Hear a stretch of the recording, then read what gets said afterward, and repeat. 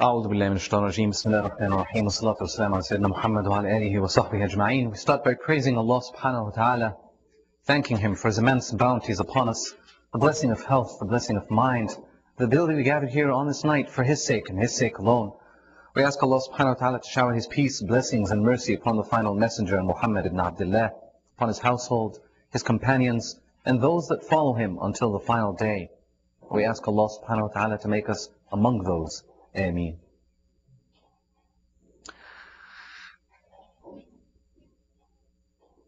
Alhamdulillah Rabbil Alameen, Allah subhanahu wa ta'ala blessed us with this opportunity to reflect on an often neglected portion of our history. And that is the story of Al-Andalus.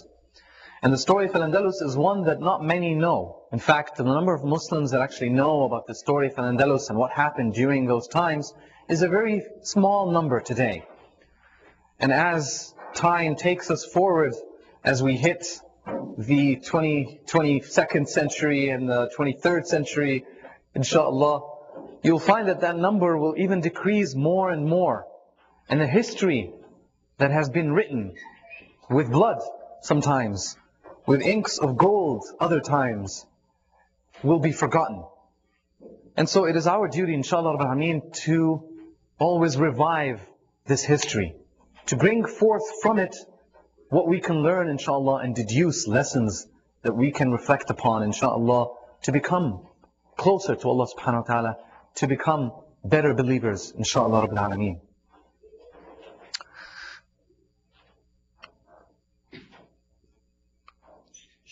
This is actually interesting. We don't have to be there anymore. The Champion is the title of today's session, inshallah Rabbil Alameen. The Champion. Who is the champion? What did he do to earn that title, the champion? This is something that we'll find out today, inshallah Rabbil Alameen. We'll talk about a quick review, covering just a few elements from the past sessions. And then chapter 1 will be about a man known as Ziryab. Who is Ziryab? And what did he contribute to the Muslims in Al-Andalus? Then we'll talk about Ibn Hafsun. And who was Ibn Hafsun? What did he contribute to the Muslims in Al-Andalus? And then we'll talk about decline of the Ummah, not just the decline of Muslims in Al-Andalus, but the decline of all of the Ummah at the time. Chapter 4 will then bring forth the champion, who he is, what did he do to earn that title. And then we'll conclude with the Umayyad Caliphate, a note about the Khilafah Al-Amawiyyah. Inshallah Rabbil Alameen, that's the agenda for today. A quick review. A question that we have to question and ask is, why talk about history to begin with? And we kind of just alluded to that at the beginning of the session. But one very important aspect is the rules of success and failure are the same. And I always like to remind ourselves with this, remind myself with it. The reason why we're talking about the history of Al-Andalus is to reflect upon this, the rules of success and failure, so that we may identify the rules of success and adopt it, inshallah, and identify the rules of failure and avoid it, inshallah. Allah subhanahu wa ta'ala says in the Quran, فَقْصُصِ الْقَصَصِ لَعَلَّهُمْ يَتَفَكَّرُونَ. Narrate and relate these stories, perchance that they may contemplate and reflect. And hence, the key word here is the word reflect, يَتَفَكَّرُونَ. If we read history without tafakkur, without reflection, without contemplation, then really it is just storytelling. It is just things and perhaps stories that we are reading to amuse ourselves with. But that's not the purpose of the series. We're not here to amuse ourselves, although we will be amused. We're not here to have fun, although inshallah we will have fun. We're also not here to feel nostalgic and to cry over spilt milk, although we will feel moments of sadness and moments will perhaps, if we let go, we will actually cry. But that's not the purpose of our gathering here today. The purpose is tafakkur. The purpose is reflection. The purpose is to know what happened, why did success happen, and why did failure happen. To avoid failure, inshallah in the future, and to adopt success in the future as well. A quick review. Timeline. And this timeline was highlighted by Brother Sharif Awad last time, and so we'll reflect upon it a bit. This is perhaps what has been covered thus far. We're in the last row right there, right now. That's what we're talking about today, inshallah. So opening, Al-Andalus was opened in 92 Hijri, and it took 4 years for all of Al-Andalus to be open to Islam. And then there was an era known as the era of governors. And that era was divided into 2 phases. One, which was 26 years, and the other was 15 years. And we talked about each of those eras, each of those times, each of those phases, and the different qualities of those. We said that the era of opening was a time of greatness, where we had people such as Musa ibn Nusayr, we had people like Tariq ibn Ziyad, leading the Muslim army into Al-Andalus, leading the believers there. The era of governors, the first era was an era of strength and might and power and jihad, where the believers were one body, united for the sake of Allah subhanahu wa ta'ala, hoping and yearning to spread Islam to all of Europe through Al-Andalus. And then the era of governors, the second phase, is an era of corruption, where wealth was spread out. It was too much. And then you had hunger for wealth, and you had greed, and you had racism, and you had many elements that contributed to this corruption during those 15 years. And then we talked about the year 138, and how Allah subhanahu wa ta'ala sent Abdurrahman ad-Dakhil, the first Abdurrahman in the history of Al-Andalus, to contribute immensely to it. And he revived the Umayyad Emirate, and that's what Al-Andalus became. It became a state, a lone state, known as an Umayyad Emirate, Imara Amawiyya. During that first phase, 100 years of success and flourishment and development, and those were things that Brother Sharif Awad talked about and reflected upon last session. Today's session we will talk about the 62 years here, the Umayyad Emirate, the second phase, and what happened after that as well. During those 62 years, much corruption happened. We'll talk about why, and where, and how did this corruption happen. Just as corruption happened during the 15 years in the second phase of the era of governors, those times were full of corruption. But that corruption actually has seeds in the previous phase, in the phase of governors part 1, in the first phase of governors. During the last few years of those 26 years, seeds of corruption were planted. And we talked about Balat al-Shuhada, the battle of Balat al-Shuhada, the courtyard of the martyrs. And during that session where we talked about this, we highlighted those seeds of corruption. How racism happened and was spreading throughout the ranks of the troops, of the believers. And how they were hungry for wealth. And how they cared so much about the wealth that they accumulated, the spoils of war that they accumulated, more than the battle that they were in, more than succeeding in the battle that they're in.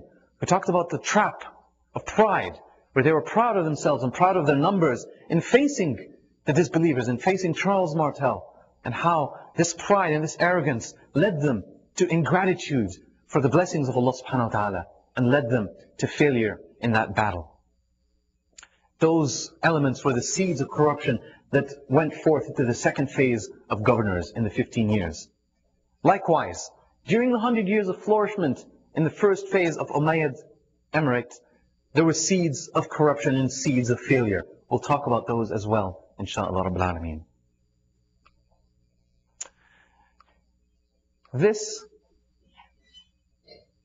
Here we'll have a few dates actually on the verge of downfall. Al-Andalus was on the verge of downfall. On the year 138, it was Hijri, it was on the verge of downfall. Believers at the time and scholars at the time said that Al-Andalus will be lost. Al-Andalus will be lost. The disbelievers that are surrounding Al-Andalus will come in and they'll rule it, and we will lose Al-Andalus. That was the belief in 138 Hijri. Allah subhanahu wa ta'ala sent someone else. We talked about the seeds of downfall.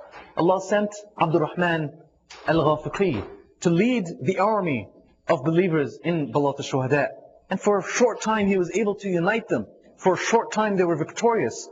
But then he was killed in battle. He was a martyr in the battlefield. And so Abdurrahman al-Ghafiqi passed away a martyr. And when he did, the seeds of corruption spread in his ranks. And they lost Balat al-Shuhada. But Allah subhanahu wa ta'ala sent someone else that defeated the army, the seeds of corruption, that defeated corruption and united the Muslims. He's known as Abdurrahman al-Nasir. Actually, it's Abdurrahman al-Dakhil. This is a typo. Abdurrahman al-Dakhil. the Enterer. That was in 138 Hijri. We talked about that before, hence it's a quick review. In 300 Hijri, which we will talk about today, inshallah, Al-Andalus was again on the verge of downfall, on the verge of collapse and downfall. So much so that when you reach that stage, when we reach the year 300 today, inshallah, you will feel it.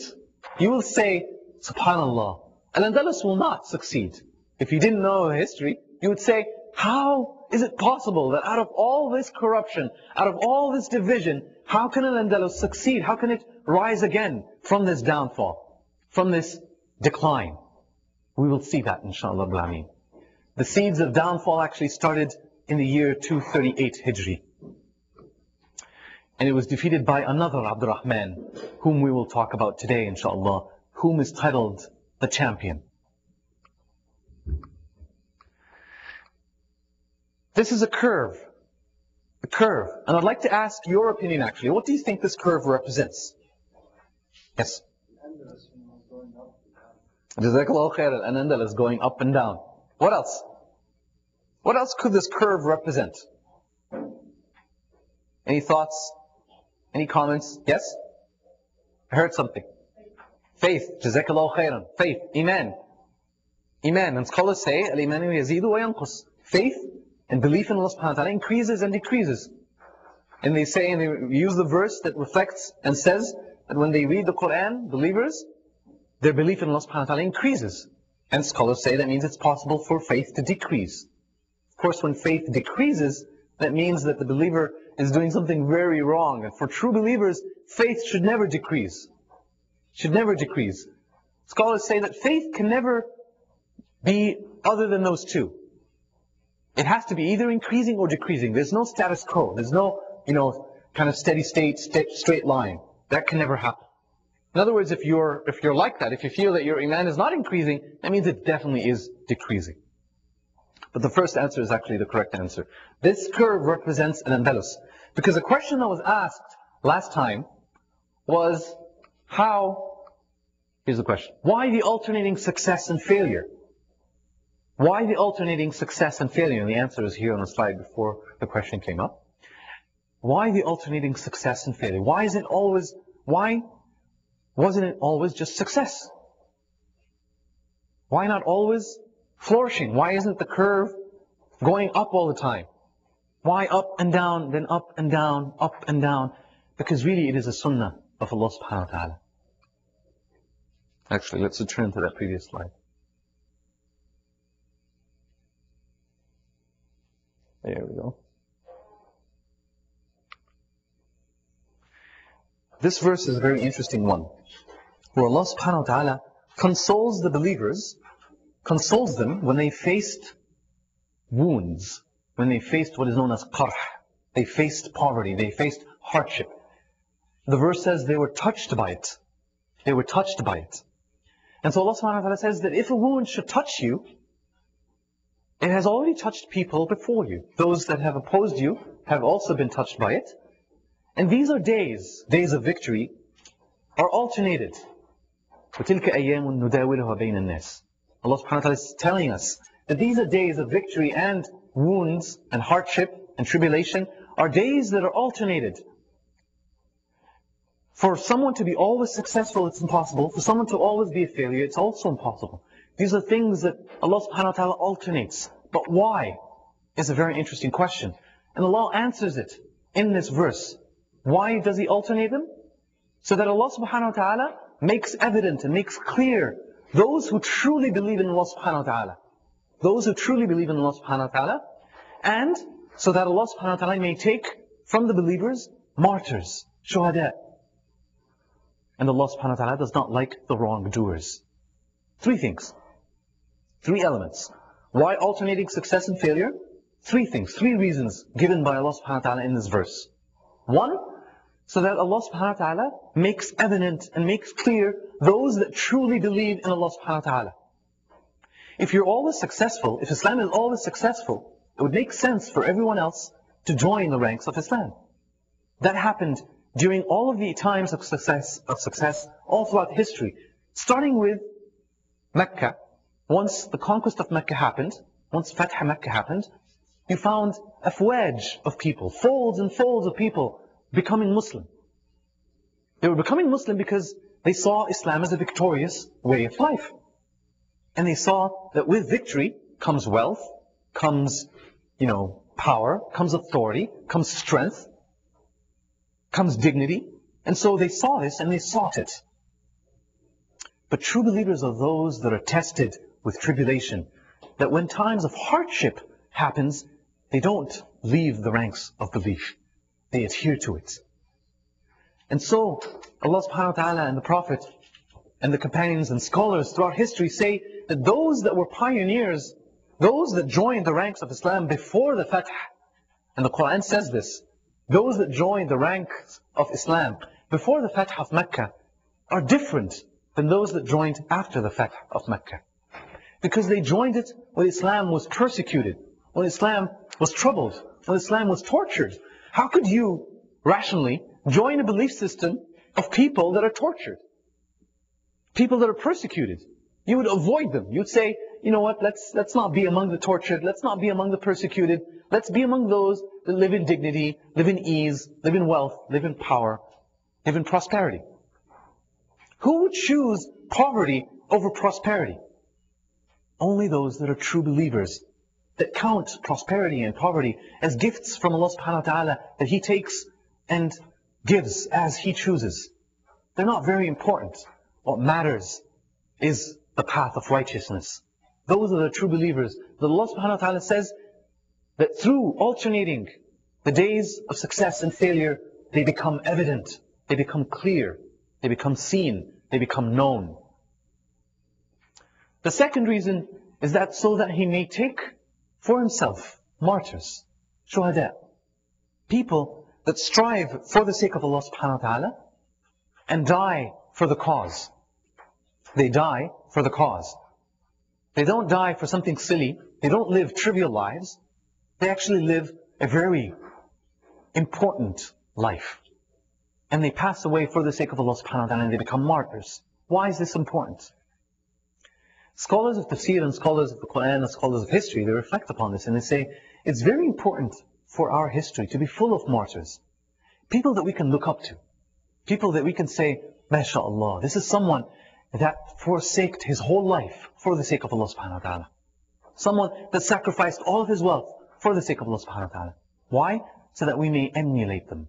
So that we may copy them. So that we may consider them to be our role models. As opposed to those that are famous in our world today. The fame of our martyrs should be upheld by us. We should remember them. We should mention their names. We should say, do you know Abdurrahman al-Ghafiqi?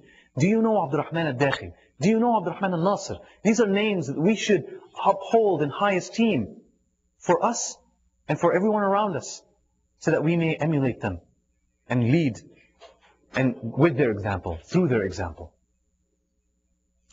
The last one is that Allah subhanahu wa ta'ala does not like the wrongdoers. And Allah subhanahu wa ta'ala gives days of success and failure to test the wrongdoers. In success, they are tempted because you're now in a time of ease, prosperity, wealth, authority, and power. All of these are tests from Allah subhanahu wa ta'ala. Because Allah subhanahu wa ta'ala will see, what will you do with them? And that applies to us here in North America more than anywhere else in the world, especially here in Canada. How is that so? Because here, it is said, even on a national, international level, we have the third highest standard of living in the world. I'm not sure if that number is correct right now, but we're even close to that. If we're not the third, then we're close to that. Highest standard of living. We transport easily, we find food easily, we get jobs easily, we get married easily. Everything happens easily, alhamdulillah rabbil alameen. It's a blessing, but it's also a test. It's a test. Alhamdulillah rabbil alameen, we are healthy. It's a blessing, but it's also a very important test. The limbs, the mind, the ability, the wealth, the strength, the power, the authority, the articulation, every blessing that Allah subhanahu wa ta'ala gave you and gave me is a test from Allah subhanahu wa ta'ala. How is that so? He will see and He will hold us to account on how we will use this test. An example, is Abdurrahman ibn Auf. Where Aisha reports on the Prophet ﷺ that he said, everyone from those that he mentioned specifically will enter paradise. Those that will enter paradise will enter easily. That's what the Prophet ﷺ says. Except Abdurrahman ibn Auf. He will enter Al-Jannah habwan. Meaning, not walking slowly. Not, one steps and then the other step. No, but crawling. That's what the word habwan means. Crawling. Imagine that you were told that you will enter paradise crawling. What would you say? I know what I would say. I would say crawling, man. That's fine with me, inshallah. As long as I'll enter paradise, crawling is fine with me. But Abdurrahman ibn Auf, when he heard this hadith, when he heard it from Aisha, he went to her and he asked her, why is this so? Why crawling? He doesn't want to enter crawling. He wants to enter running, rushing. He wants to go to paradise quickly and swiftly. He was a bit kind of troubled by the crawling part. And so she told him the reason. And the reason is because he was very wealthy. Very wealthy. To the extent that it is said that he had a caravan that was entering Mecca at the time, and you could not see the end of it. It sped all the way to the horizon. That's how rich he was. Abdurrahman ibn Auf, if you remember, when he entered Medina for the first time, his brother, that was an Ansari, from the Ansar, told him, I will give you half of my home. I will divorce one of my wives. I will give you half of my wealth. I'll give you this, I'll give you that. And Abdurrahman ibn Auf told him, Jazakallahu khayran. Just guide me to the market. Abdurrahman ibn Auf did not earn or own a penny that day. But from that day until that moment where he talked to Aisha, he became very wealthy. He became very wealthy. And so subhanAllah, Abdurrahman ibn Auf was concerned about crawling. And the reason was because he's had so much wealth. But big deal, why is having so much wealth an issue? Why would it cause someone to enter Al-Jannah crawling? And the answer is that every cent, every penny is held to account. Meaning that his accountability of Abdurrahman ibn Auf will take a long time. Every cent he earned will be counted. Did he earn it from halal? Did he spend it on halal? Did he pay his due zakah? Did he do this? Did he do that? And likewise, us, dear brothers and sisters, with our blessings, inshallah, of health, of mind, of prosperity, we will be asked for everything, every little thing. The eye that we have, the tongue that we have, the lips that we use, the food that we eat, the energy that we consume, the energy that we have, our limbs, our fingers, our toes, our feet. Every little thing that we have, we will be asked about on the day of judgment. And hence, Allah subhanahu wa ta'ala says, Allah does not like the wrongdoers. And scholars say that the wrongdoers here are those that use their skills, their wealth, their success, not for the sake of Allah subhanahu wa ta'ala, but for the sake of worldly gains. Why the treachery and evil? Why the corruption is a question that is asked. And we talked about that perhaps in previous sessions, and also today we will see it. We will see treachery, we will see murder, we will see corruption, we will see Muslims fighting Muslims, swords of Muslims meeting swords of other Muslims. Why is that? How sad is that? Why is it? It's a very important question. And the answer really is simple. Shaitan made a promise. He made a promise. He said, فَبِعِزَّتِكَ لَأُغْوِيَنَّهُمْ أَجْمَعِينَ إِلَّا عِبَادَكَ مِنْهُمُ الْمُخْلَصِينَ. He says to Allah, and this is to Allah subhanahu wa ta'ala, he's saying to Allah, by your might, I will surely mislead them all, except them, your chosen servants. It's a promise. So why corruption? Why is there evil in this world? This is one answer. Another answer is a statement of Waraq ibn Nawfal. Waraq ibn Nawfal is a very interesting man. He was 90 years old when he met the Prophet ﷺ. When he was first prophet. When the Prophet became prophet for the first time, he was taken by Khadija radiallahu anha to Waraq ibn Nawfal. And he said something to the Prophet that was very profound. He said, ما جاء أحد بمثل ما جئت به قط إلا عودي إلا عودي. And this was when the Prophet asked him the question. When Waraq told him previously that I wish I were to be young and there when your people attack you and expel you from this land. The Prophet was surprised and shocked. And he said, would my own people, my own family attack me and oppose me? And Warqa said, yes. No one came with a message such as what you bring forth, ever, except that he would be opposed, that he would be attacked, that he would face animosity. This, dear brothers and sisters, is a sunnah of Allah subhanahu wa ta'ala. It's a rule in this life, in this world. And we mentioned that previously in how Dr. Raghib al-Sajjani says about this. He says that no message of reform comes forth, no message of reform, any message of reform comes forth without facing corruption. Without those people that want corruption to spread, to attack it, and to have animosity towards it. And this is a sunnah. Any message of reform will face corruption, and will face tribulation, and will face treachery, and will face hardship, and will face evil. Chapter 1, Ziryab. Who is Ziryab? We'll talk about him in a bit. The second phase of Umayyad Emirate. Remember we said that there are two phases? The first phase was the phase of strength, 100 years. Right? 100 years of strength that were led for the first part by Abdurrahman al-Dakhil, the emperor. The second phase of Umayyad Emirate, or Al-Imara Al-Amawiyya, is for 62 years. It's from the year 238 Hijri to the year 300 Hijri. And it's filled with corruption and weakness. It's actually called a phase of weakness, not corruption per se, because there were even some rulers that were just. In fact, most of the rulers during this time, during those 62 years, most of the governors were actually good rulers. They were not bad, but they were weak. And so these 62 years were years of weakness. Were years of weakness. Wealth and extravagance spread throughout.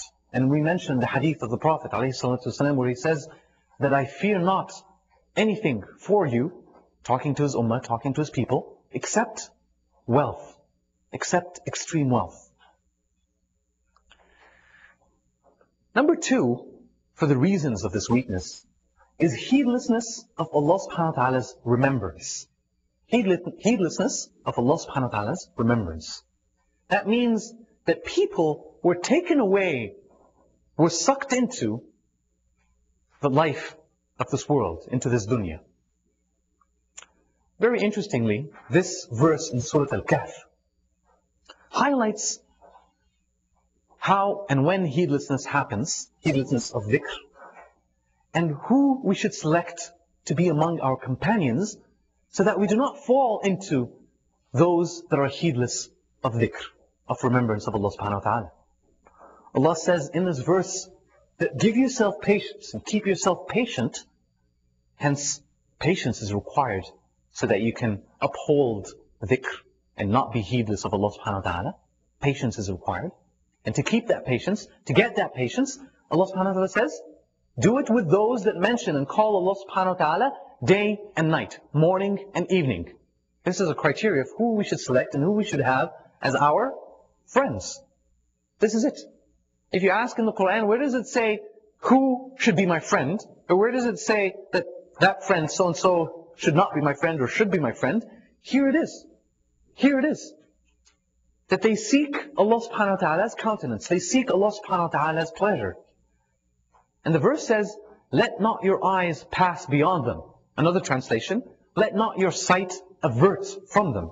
You know when you avert your sight, you're looking at something, you avert your eyesight away from it. Allah subhanahu wa ta'ala is saying, don't even let that happen. Let alone moving towards the other side, but don't even let your eyes avert from them towards other people that seek the adornments and pleasures of this worldly life, of this dunya. Do not obey the one whose heart we have made heedless of our remembrance, and who follows his desire, and whose affair is ever neglect. Scholars say the word neglect, furuta, is very interesting here. It's as if Allah subhanahu wa ta'ala is saying that those that have neglected the dhikr of Allah subhanahu wa ta'ala in this dunya, Allah subhanahu wa ta'ala will neglect them on the day of judgment. Hence, this is what happened during those 62 years. heedlessness of Allah subhanahu wa ta'ala's remembrance. And who did this? They were the people that did this. Not the rulers, not the governors, but the actual people. How and what contributed for this to happen is the question that Brother Sharif Awad asked last time. He said that a man from Baghdad came and he contributed to the Muslims in Al-Andalus. This man is known as Ziryab. He was a pop star of Baghdad. He was actually a singer. He was, among the courtyard or in the courtyard of the Khalifa in Baghdad. He would sing to the Khalifa all different lines of poetry. He had a beautiful voice, very powerful, strong voice. He had the gift of articulation, the gift of putting words together. He had oratory skills. These oratory skills that he had were powerful and strong, and he used them to sing. Another example of using the blessings of Allah subhanahu wa ta'ala for something other than the sake of Allah subhanahu wa ta'ala. It's a trap that we all fall into, dear brothers and sisters. All of us make use of the skills that we have sometimes, and many times in fact, not for the sake of Allah subhanahu wa ta'ala, but for the sake of, a good meal, or a beautiful wife, or something here, or something there. These different pleasures in this world, we use our skills many times to gain the pleasures of this world, forgetting that we should actually use it for the sake of Allah subhanahu wa ta'ala. This man used his skills, not for the sake of Allah subhanahu wa ta'ala, but for the sake of his own fame, for the sake of his own prosperity, and he became a known singer in the courtyard of the Khalifa. He left to Al-Andalus. It is said that he was actually one of the students of a man known as Ibrahim al-Mawsili, who was also a singer. And when Ziryab became famous, because he had a better voice and he was younger, Ibrahim al-Mawsili became jealous. And so he kind of intervened and talked to the Khalifa, and the Khalifa expelled Ziryab from Baghdad. Ziryab had many choices. Where should he go? But he chose Al-Andalus because it was fertile soil. It was known as a rich land. A land full of riches, full of gold, full of diamonds, full of silver, full of all the different metals from the earth, full of rivers that are flowing, full of farms that give all kinds of fruits. A land that is green and lush and beautiful. A land that is so prosperous. That is what they knew about Al-Andalus. And so it was fertile soil for growth. For him, there was no competition there. Al-Andalus people actually did not have any singers. They did not know of singing at the time. It wasn't a common practice. So for him, there was no competition there, no one else to be jealous of him. It was a fertile land, rich, wealthy, some place that he could go to enjoy and to use his skills to gain more fame and more wealth and power. A singer versus a scholar. This was a question or a choice that the people of Al-Andalus made when Ziryab went to Al-Andalus. Either enjoy the company of scholars and learn from the many beautiful blessings of Allah subhanahu wa ta'ala there in Al-Andalus, or join the singer and amuse themselves with the singer. Songs were sung. Some of them were known as al-muwahashat, al-shawahat al-Andalusiyya. Muwashahat, first one I said it was right. Muwahashat, muwashahat, my bad. Muwashahat al-Andalusiyya. Jazakumullah khair. So muwashahat al-Andalusiyya are known lines of poetry that are being sung, and he used to sing them. He would bring stories and legends that people did not hear before, that would entertain his guests. He brought fashion, and very similar to what you see people following pop stars today, they were actually following this pop star then. Very similar. They would follow the way he dresses. He would dress in a new, exotic way that people did not see before, and they would like it. He also brought in cuisines, and very important way to taste things and to eat things in certain times, and it was very important to him. These were new things to the culture of Al-Andalus that were not there before him, but when he came, he brought it with him, and he spread it. Ziryab did all this. Ziryab, interestingly, is one of the mistakes of Abdurrahman ibn al-Hakam, known as Abdurrahman al-Awsat, or the middle Abdurrahman. Because he came after Abdurrahman al-Dakhil and before Abdurrahman al-Nasir, who we will talk about today. So Abdurrahman ibn al-Hakam was so tolerant that he actually let Ziryab do whatever he wills. Abdurrahman ibn al-Hakam was a very pious man, a very just ruler. And yet, he did not stop Ziryab from doing what he was doing. It is an indication to us that there was freedom of expression, very much predominant, in Al-Andalus. It existed. Yet, it is a very major mistake that Abdurrahman ibn al-Hakam did not foresee would be one of the reasons for the downfall and the decline of Al-Andalus. Ziryab took people away from the Quran, away from scholars, away from hadith, took them away from all this so that they listened to his songs and attend his concerts. Singing and music were now widespread in Al-Andalus. And soon enough, even dancing started to spread. First among men, and then later on even among women. And so these are things that were introduced into the culture of Al-Andalus during those 62 years. Fashion, singing, entertainment, amusement. People had wealth, people had prosperity. They didn't have to tire themselves so much to gain or make a living. It was easy. And they had lots of time on their hands. And they used it in this way. Scholars say that Ziryab was like a termite eating at the foundation of Al-Andalus. A termite that eats wood and eats through the foundation of a house, especially here in North America, our houses are made of wood.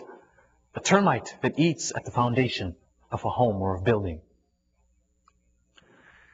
Let's compare Ziryab to An-Nadr ibn al-Harith. An-Nadr ibn al-Harith was a very interesting man. He was at the time of the Prophet ﷺ, and when he heard that the Prophet came with the message of Islam, he studied the message of Islam. And he saw that there were many stories of the people before the Prophet and before their times. And so he said, you know what? I can bring forth even more interesting stories. So it is said that he went to Fars, to Persia, learnt their stories, and came back with beautiful stories and legends that were very much enticing, very much amusing, and he started to spread them and narrate them. So people would go and gather and sit with him instead of sitting with the Prophet ﷺ. It was this man's way of fighting Islam, by bringing stories that are more interesting and more alluring and more enticing than those brought forth by Islam.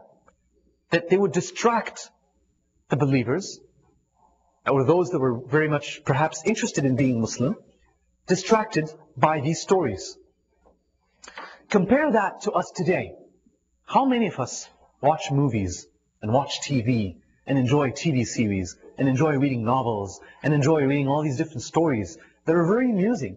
And no one is saying that they're haram per se.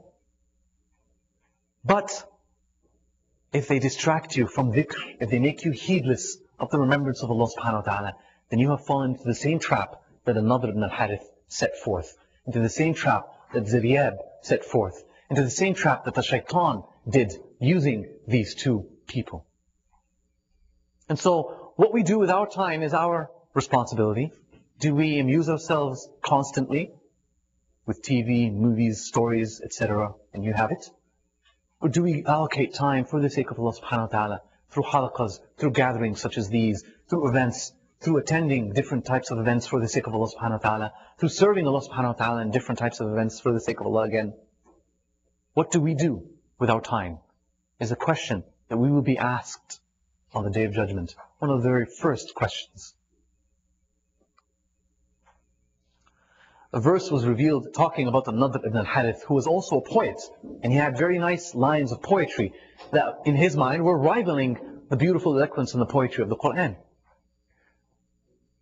The verse says, وَمِنَ النَّاسِ مَنْ يَشْتَرِي لَهْوَ الْحَدِيثِ لِيُضِلَّ عَنْ سَبِيلِ اللَّهِ. There are those people that buy the amusements of this world, of speech, to mislead from the way of Allah subhanahu wa ta'ala. Do we do this? I think we do. If you look around you and you ask about a famous movie here or there. Fine, many people watch movies, and that's fine. But does it do this? For the most part, it does. Does it distract us from the way of Allah subhanahu wa ta'ala? For the most part, it does. Many of us know the singers such as Ziryab. They're famous. We know the actors. We know perhaps even their private lives. Right? I know I do. And it's a sin, it's a trap that I have to constantly remind myself that I should not fall into. I don't care what Angelina and Brad Pitt do. I really don't care. But I hear about it nonetheless because I'm bombarded by it day in and day out. Day in and day out, I'm bombarded by it. I have to shield myself from it. And so do you. Because there are much more important things in life to consider and focus on and reflect upon. The way of Allah subhanahu wa ta'ala, the reviving of this ummah will not happen unless we do this. Dr. Raghib al-Sarjani says, how can we lament the state of the ummah if we don't do this? How can we feel sad about what happens in Palestine or Kashmir or Chechnya and we don't do this? How can we shed a tear when we watch a documentary about Palestine and we don't do this? We don't shield ourselves from the amusements that distract us from the more important things, the way of Allah subhanahu wa ta'ala. Chapter 2 is about a man known as Ibn Hafsun. Ibn Hafsun is a very interesting character. One that we will talk about today, inshallah. And even next, actually no, he'll die this session. Not next session. Ibn Hafsun is a very interesting character. He was a bandit of Al-Andalus. He was actually born and raised in Al-Andalus. And he was a bandit. What a bandit means is that he was qata tariq, as the Arabic would say. He was the type of person that had a gang of 40 thieves. He was known as Umar ibn Hafsun. And this was in the year 264 Hijri. He was a gangster and he had 40 thieves with him. It's not Ali Baba and the 40 thieves. It's Umar ibn Hafsun and the 40 thieves. He had 40 thieves with him, a gang, and they would steal from people. They would come in between caravans and loot them. They would rob homes. You name it. That's what this man was doing. He was Muslim. But he was a criminal, a bandit. Are there criminals that are Muslim? Yes, there are. This is one example.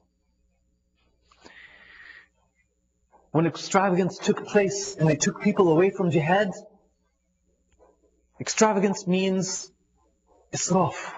And we are warned countless times against israf.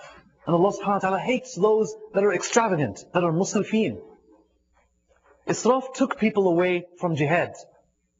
And so they feared Umar ibn Hafsun and his gang. Umar ibn Hafsun gradually built people that would join him. He built an army. People would say, you know what? I would rather join Umar ibn Hafsun and gain wealth through the thieving that we're doing than just sit idle and get robbed. And so they joined him. He rebelled and he ruled south of Al-Andalus. The southern part of Al-Andalus, he started to rule on his own. In 286 Hijri, he converted to Christianity. Something no one else, or very few people actually did during the whole era of 800 years in Al-Andalus. Very few people did this. He was among the very few. And he named himself Samuil ibn Hafsun. Samuil ibn Hafsun converted to Christianity not out of belief in Christianity, but he did it to gain the support of the kingdom of Lyon. And if you remember, the kingdom of Lyon was the kingdom that was north of Al-Andalus. And so he wanted to gain their support. He was in the south, and he wanted to gain support from the north so that he could trap Al-Andalus in between and gradually rule it all. That was his aim. He became Christian and sought the support of the kingdom of Lyon.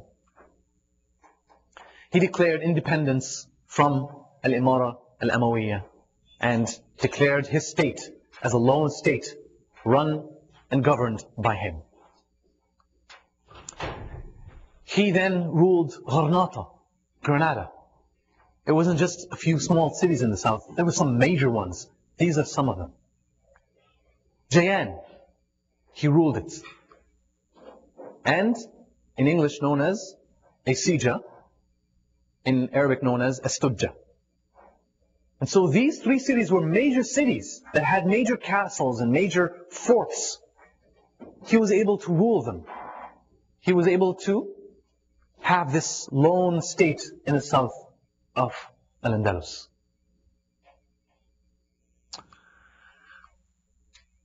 Let's see all this. Al-Andalus is right here, known today as Espanol, or Spain. That dot right there, the yellow dot, that's Cordoba. That's the capital of Al-Andalus. That is Cordoba. You see the yellow dot? You want me to point at it? There it is. That yellow dot is Cordoba, the capital of Al-Andalus, where the governors of Al-Andalus reside. This is the part that Omar, or Samuel now, Ibn Hafsun ruled. And if you notice, probably can't see it here, but if you download the slides later on, you can see that this right here is Jayan, this right here is Gharnata, and then you have different cities right here. Here is Asija, or Astudja. And if you notice, it even includes Jabal Tariq, where Tariq ibn Ziyad and Musa ibn Sayr entered for the first time in the year 92 Hijri. All of this is included in the south state that was ruled by Samuel ibn Hassun. So you can see the evil ruling that he has. This is a different state that then declared its independence as well from Al-Imara al-Amawiyya. Here it was a man known as Ibn al-Hajjaj. And that city is Ashbilia, or Seville. There are other places that got divided in Al-Andalus as well during those 62 years. Right here, right above Cordoba, this is Cordoba, right above it here, this is Toledo, or Tulaytala. It got separated, and a man declared his independence as well. There, right there as well, you have a portion that was declared independence as well. And then all of this area right here declared independence as well. And then, again, independence right here.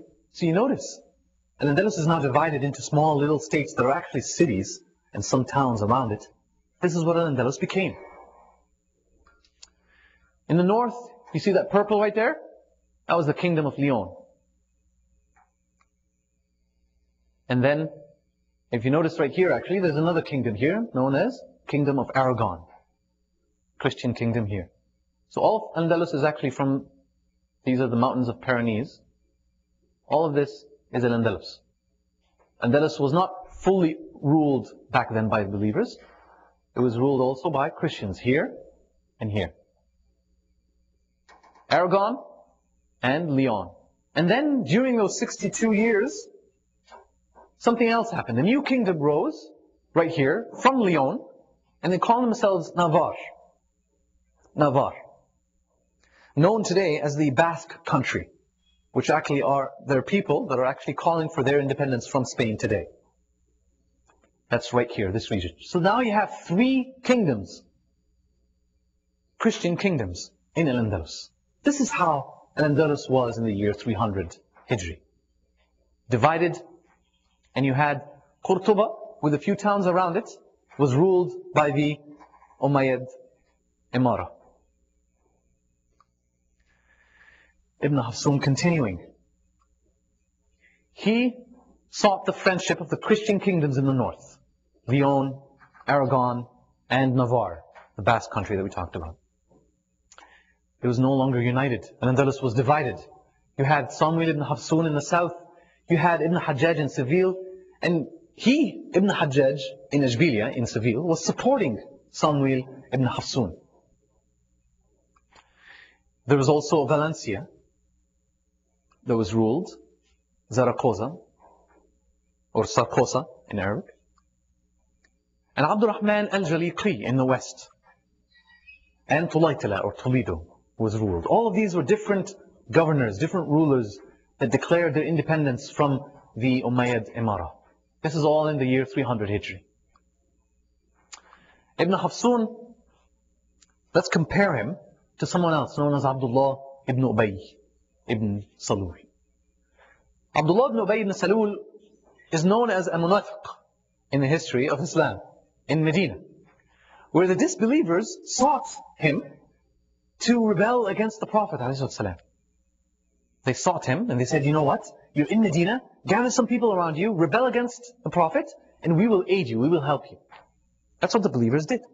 Likewise, Ibn Hafsun, Samuel ibn Hafsun, is the same thing. He's a thorn from the midst of belief. He was someone that seeks wealth and power above all else. He was a disbeliever's agent in the midst of Muslims. And when you have that kind of person in your ranks, amongst you, when you have a traitor like that, he or she would cause so much harm. So much harm. Divide and conquer is the rule that is always used. And so the Christian kingdom of Lyon specifically told Samuel ibn Hafsun to do this. Divide and conquer. We will aid you, we will support you. And hence, many provisions and support and weaponry came from the north, from the kingdom of Lyon to Samuel ibn Hafsun, supporting him. And he was also getting support from his neighbors in the west, from Ishbiliya, from Ibn al-Hajjaj. The Christian kingdoms turned from awe and veneration of the believers to transgression and larceny. Larceny is an interesting word because it means looting and thieving of all kinds. So they transgressed against the believers. Now they saw that the believers divided into 5 or 6 small states. And so this was their opportunity. They're divided amongst themselves. They're fighting each other. They're seeking wealth and control and power. This is the best situation for us to now transgress against them, to now attack them and regain the lands that we have lost in 92 Hijri. And so that's what they did. The decline of the Ummah started with the divisions that happened, not just in Al-Andalus, but in all of the Ummah at the time. Let's see that. Let's talk about them one by one. Treachery and murder happened in the year, let's see, which year do I have it here? No, we don't have the exact year, but during those 62 years, treachery happened. The successor of Abdullah ibn Muhammad ibn Abdurrahman, who we mentioned was Abdurrahman al-Awsat, the middle one. His successor was actually his son. It was Muhammad ibn Abdullah. That successor was murdered. His successor was murdered. And so the father, who was the governor of the Umayyad state, the Umayyad Imara at the time, investigated and found out that the person that murdered him, the person that sent someone to assassinate Muhammad ibn Abdullah, his own son, was his other son, Al-Mutarraf ibn Abdullah. Al-Mutarraf ibn Abdullah killed his own brother so that he may be the successor and be the governor of the Umayyad Emirate. Another Qabil, the heavy story, where a brother would kill his own brother for the sake of wealth, prosperity, power, and authority. A very sad state. A very horrible state. A very horrible condition that the Ummah would reach to when this would happen. When this happens, you understand that it's not a fluke of the moment. It is something that has a background. And when it leads to this, it means that the decline is very much coming soon. Another element of decline is the Fatimids in West Africa. And so these were people that gained control of West Africa, Algeria, Tunisia, and Libya, and gradually they would rule over Egypt. And they declared themselves as the actual Khulafa, the actual Khilafah, the actual Caliphate, against the Abbasi Khilafah. This was in the year 296 Hijri. They were Shiite rulers, and they separated from the Ummah. It is said that they actually started to kill Sunni scholars and spread their ideology and their way of thinking. Later on, they regret this and they do many good things. But during the year 296, that's what they were doing. They even provided Samuel ibn Hafsun with provisions through the Strait or the Strait of Gibraltar, Madiq Jabal Tariq. They would provide him with provisions and support. Why? because he was someone that was attacking the Sunni ruling party in Al-Andalus. He was attacking, at the time, the leading governor, the Umayyad Imara. So they were supporting him. So now we have Samuel ibn Hafsun getting support from all three directions. Right? From the north and the east, for that matter, from the sea, he was getting support. And from the west, he was getting support. And from the south, he was getting support from the Fatimid rulers of West Africa. The decline of the Abbasid Khilafah. It is said that the Khilafah al-Abbasiyya at the time, during this year, they actually ruled Baghdad alone. The Islamic empire, if you so wish to say, the Ummah of Islam at the time spread from all the way west to all the way east. And yet, they only ruled Baghdad. So that it was all divided. You had different people ruling in Faris, in Persia. Different people ruling in West Africa. Different people ruling in Egypt. Different people ruling Al-Hijaz. It was all divided. That picture that we saw of Al-Andalus, magnify that for the whole of the Ummah. It's the same picture. It was all divided. That was the state of the Muslims and the Ummah of Islam during the year 300 Hijri. A state of decline, a state of turmoil. And remember that curve we showed you?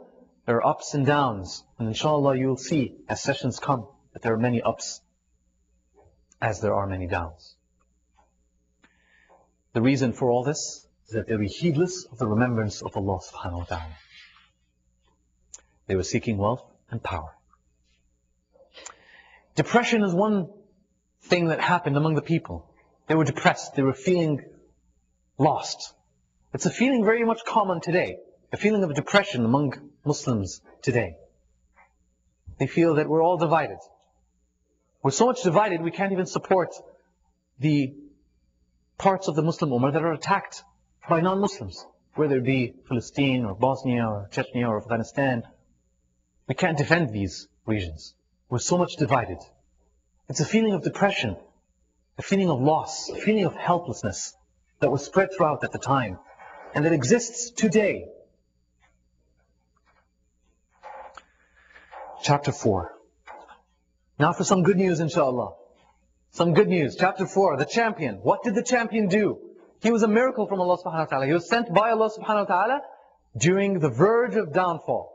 The verge of downfall. Al-Andalus was on the verge of downfall. And I told you, you will see it.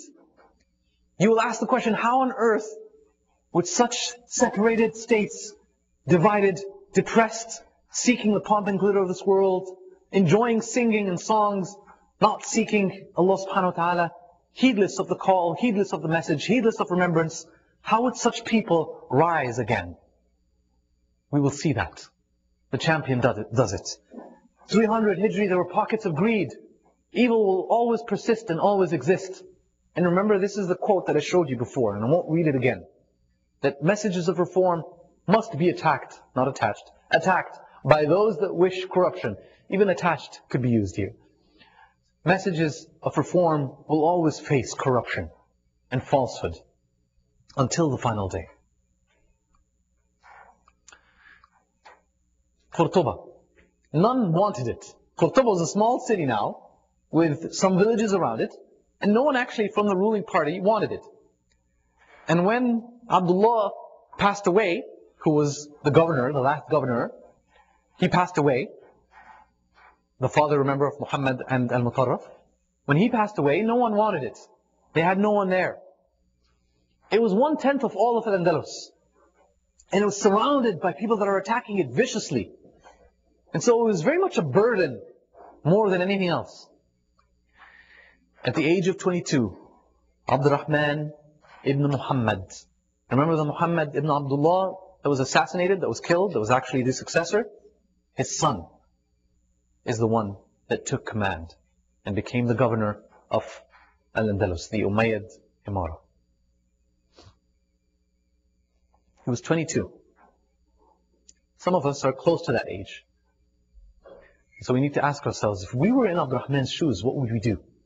And as we go through the coming slides, inshallah, and they're not that many, We need to constantly ask that question. If I was in that person's shoes, what would I have done? He was orphaned while still an infant. His father was killed and assassinated 22 years earlier when he was still an infant. He was brought up by his grandfather, who was the governor at the time. He was brought up on Iman. He was brought up on leadership. He was brought up on knowledge. These are the things and the elements and the factors that contributed to the bringing up of Abdurrahman al-Nasr, Abdurrahman ibn Muhammad. He was brought up with a vision of a united ummah. He was not brought up an Andalusian, even though he was born there, raised there. He was not brought up as a Somali, or a Pakistani, or an Arab, or an Algerian, or an Egyptian. He was not brought up with any of that. He was brought up as a Muslim, with a vision that this ummah is a united ummah. Very different than what we see today. The champion's reform. So what did the champion do? He chose his staff. He rooted out corruption among those around him. He became a leader in Qurtuba. He started with Qurtuba. He didn't start with battles. He started with Qurtuba. He wanted to root it out. All positions of authority in the city of Qurtuba and the surrounding area were removed. Those that had corruption were removed. Those that were pious, those that were honest and had integrity, those that had taqwa and knowledge were the ones that were kept. So judges, people that are employees of the government, so to say, public servants, scholars, teachers, all kinds of people, they were the ones that were kept only if they were pious and they fall in this criteria. They were honest and had integrity and had taqwa and knowledge. Everyone else was rooted out. This is what the first thing that this man did. He also raised the level of scholars. He brought them close to his courtyard, to his people, he's known as his hashia, those that are around him, his advisors. He brought them forth. He raised their level. It is said that one of the interesting things he did is that until that point in time, scholars had to be had another trade. They were actually professionals doing something else. They had other professions. They were either merchants or farmers or what have you. But he did something unique in that he decided that a portion of Bayt al-Mal, of the treasury, would go to pay their salaries to be nothing else except scholars. So he freed them from all the worries of life and had them focus on delivering their scholarship. He brought forth Islamic Sharia. He brought it forth without discrimination. The rule of Allah subhanahu wa ta'ala. And he said it and he started with himself. Justice for all. No one is above the law, including himself. Applied it to himself first and foremost as an example to everyone around. And then he built what is known as Al-Zahra. It's a city. And we'll see some pictures of it, inshallah. A beautiful castle. We'll only see remains of it. But it was so beautiful, and if you read books of history, you'll see that it was so much praised and described that it is so interesting how the remains look like today. What else did the champion do? He and Al-Mundhir ibn Sa'id have a very interesting relationship. Al-Mundhir ibn Sa'id was a very famous scholar in Al-Andalus at the time. And so, when he was building Al-Zahra, the champion, Abdurrahman al-Nasr, he was building it, he was very proud of the structure that he was building.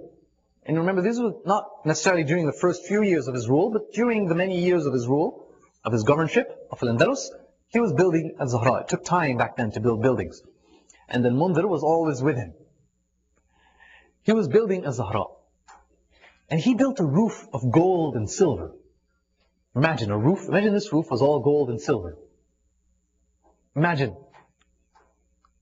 And he brought his companions, his friends, and he asked them what they thought of this. And they said, wow, it's beautiful, it's wonderful, it's very artistic, etc., etc. Except the Mundhir. He fears none but Allah subhanahu wa ta'ala. And he said something very interesting.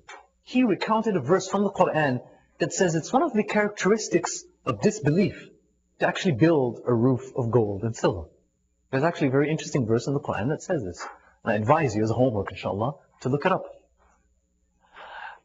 A characteristic of disbelief. And so Abdurrahman was shocked and said, how could you compare me to disbelievers? And I'm the governor of the believers here in Al-Andalus. And I, did this and did that and did good things and I pray and I obey Allah subhanahu wa ta'ala. He was shocked. But Al-Mundhir did not back down. And he said, that's what the verse says. That when you do this, when you're extravagant, extravagance is the element here, then it's an element of disbelief. It's an element of kufr. And so it is said that Abdurrahman actually turned that wall upside down and destroyed it and used that money for something else. Another interesting incident that happened between the two was a sermon known as the Sermon of Truth. Okay, so it was Friday and the Khatib was Al-Mundhir ibn Sa'id and he was delivering a khutbah. And Al-Mundhir ibn Sa'id decided then to deliver a very harsh khutbah against the ruler of the time, who was Abdurrahman al-Nasr. Interestingly, Abdurrahman wept. He was there, he was among the attendees, and he wept. And he said that so many people were weeping. And then he actually went home, and he was still weeping, and he complained kind of to people that were there around him that, Al-Mundhir did this. He was very harsh against me in this khutbah. They advised him, why don't you remove him from the position of judge or position of khatib in this mosque? And he said, and that was the same advice he got actually earlier when Al-Mundhir kind of attacked and criticized the structure that he had built. And this was his response both times. He said, are the people such as Al-Mundhir in their righteousness, goodness and knowledge, are these the type of people that I would let go of? Never. So even though he was attacked, even though he was criticized, he would keep these people around him. It gives us a note on who were those that were around Abdurrahman al-Nasr. Who were his companions? This, dear brothers and sisters, is Az-Zahra. Ruins, right? Ruins. But let's look a little closely. So you see here some arches. And you see the structure here, you see the wall. Pictures are not so clear here, but like I said, if you download this, inshallah Rabbil Alameen, you'll see it much clearer. Arches, pillars, arches. This wall actually is white. And you have arches. Close look at the arches. And it's very detailed, so artistic. It is actually beautiful. If you actually have a strong imagination, you will actually envision this into a huge palace where everything is minutely drawn and with so much detail, so much beauty. This was a Zahra that was built by Abdurrahman al-Nasr. Scholars of history ask, why did he build this? And the answer is that this was the capital of Al-Andalus. It had to have a strong, powerful, beautiful palace. Something that people would look up to and say, this is our capital. So they say that that was his reason for building Az-Zahra.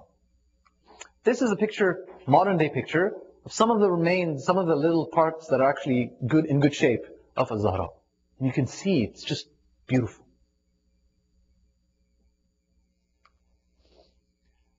Continuing on with the champion. What else did he do? What reform did he do? How did he counter Samwil ibn Hassun? He had companions that were champions. And he attacked Samwil ibn Hassun first and foremost. Why Samwil ibn Hassun? Why not some others that were dividing Al-Andalus? Because Samwil ibn Hassun was a disbeliever. Samwil ibn Hassun was someone that spread corruption in the land.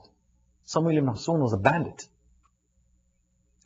And no one differed of the corruption that Samwil had wreaked. No one differed. No one argued about it. Abdurrahman led a 3-month-long campaign against Samwil ibn Hassun. He cut off his supplies from Lyon, from the north. He regained 70 castles and cities from the south that was ruled by Samwil ibn Hassun. He cut off his supplies from Ishbiliya. Remember, Ishbiliya, Seville, was actually supporting Samwil ibn Hassun. And this happened in 301 Hijri. Remember, he took power in 300 Hijri. Only 1 year after taking power, he started this. He cut off his supplies from the Strait of Jabal Tariq. He cut off the supplies that were coming from the south, from the Fatimid rulers in the south. So he pretty much surrounded Samuil ibn Hassun. And then Samuil said, let's have a treaty. And the treaty was that I will give you 162 cities and castles, and you would give me peace. I won't transgress against you, and you don't transgress against me. And that treaty was taken by Abdurrahman al-Nasr. It is said that he decided to leave Samuil there, surrounded, and to focus on other issues that he needs to focus on. We'll see what those other issues are. Now we would ask the question, we would say, what other issues are there? Well, the divisions, the other rebellions, the other states. Now he has to go one by one into each state and gather them and not allow them to remain divided. But he did something far more interesting, far more surprising, that scholars say it's actually jaw-dropping. He, with his forces that he has now from Cordoba and from Ashbilia, which he was able to open to cut off the supplies that were going to Ibn Hassun, and from Jayan, which he regained from Ibn Hassun, and from Asturja or Asija, that he again regained from Ibn Hassun, from these major forts, from these major cities, the troops that he was able to gather from there, he took them and did something very interesting. He led all of the rebel states, he led them, and he targeted the northwest, where Lyon's troops were attacking the Muslims. So he didn't even go on the way and said, you know what, let's go on the way, let's just go a bit to the right, a bit to the left, attack, these states here, and then go to Lyon. No, he went straight for Lyon. And this was jaw-dropping. This was surprising. It was as if he was sending a message to everyone, let's forget about our trivial struggles and focus on the main enemy that were actually attacking us from the north. And he, in 304 Hijri, was able to stop the transgressions of Lyon. And he revived the hearts of people. Remember, people were depressed. But when they saw this in Al-Andalus, they saw a ruler caring, not for himself, but caring for all of the believers. They revered him and had their hearts revived. The champion's reform, continuing, unity. He brought unity in a very unique way. It is said that Zaragoza entered the fold of Abdurrahman al-Nasr without battle. It said, you know what, you did something that was so awesome, you just went and attacked our enemies in the north, you are more worthy of leadership, and they joined Abdurrahman al-Nasr. Samuil ibn Hassun died in the year 306 Hijri on his own, a natural death, as a Christian, as a disbeliever. And when he died, his sons kind of rivaled on their ruling. They wanted to split the little portion of the south that he had into 3 regions. And immediately, Abdurrahman and Nasr attacked the south to regain that region. And he thwarted the rebellion of the south. And he did something very interesting known as istitaba. Because those that were following Omar or Samuil ibn Hassun were now disbelievers. And he did something called istitaba, meaning he gave them 3 days to make tawbah. After those 3 days, if they refused to make tawbah and refused to rejoin the ranks of Islam and refused to join his army and his troops, he would attack them. And so many people entered the fold of Islam, returning and became parts of the army of Abdurrahman al-Nasr. And some did not, and they were attacked by Abdurrahman al-Nasr, and they lost, and he was victorious against them. He was able to regain Toledo, which was ruled by a group of people that refused to let go of Tulaytala, of Toledo. He was able to regain it. And then there happened a battle known as the Battle of Mobush in 308 Hijri. It happened with the Christians. He was 30 years old at the time. Remember, he started ruling when he was 22. 8 years and he was doing all this. He now, in the year 308 Hijri, was 30 years old. And he liberates Navarre. Remember we showed you Navarre, kind of in the middle between the 3 kingdoms? We had Lyon, Navarre, and Aragon. He liberated Navarre. He was able to have Islam enter there again during this battle, Battle of Mobush. And then the east and west of Al-Andalus were liberated as well by the year 316 Hijri. 38 years old, he started his governorship when he was 22. 16 years he spent in liberating Al-Andalus. 16 years. That is determination. We do things for a few days and we tire and we say, no, that's it, that's enough. Because we don't have determination. That is steadfastness. Right? We suffer through a few failures, a few setbacks here and there, and we say, you know what, that's enough. Right? That is strength. That is true belief and tawakkul on Allah subhanahu wa ta'ala. The Umayyad Khilafah, this is the last chapter and perhaps the second last slide for today. The Umayyad Khilafah is something interesting. Remember we said that there was the Abbasid Khilafah, right? And the Fatimid Khilafah in the West African region. So we had two people declaring their Khilafah. And you had many states that were lone states. Abdurrahman al-Nasir decided and looked at the Ummah. And he saw it divided. And he saw it ruled by the Shiites in West Africa and ruled by the Abbasids in Iraq.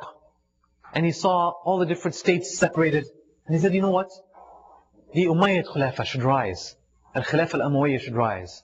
And he wanted to revive Al-Khilafah al-Amawiyyah. And so, in the year 316 Hijri, he decides not to call it Al-Imara al-Amawiyyah, but Al-Khilafah al-Amawiyyah.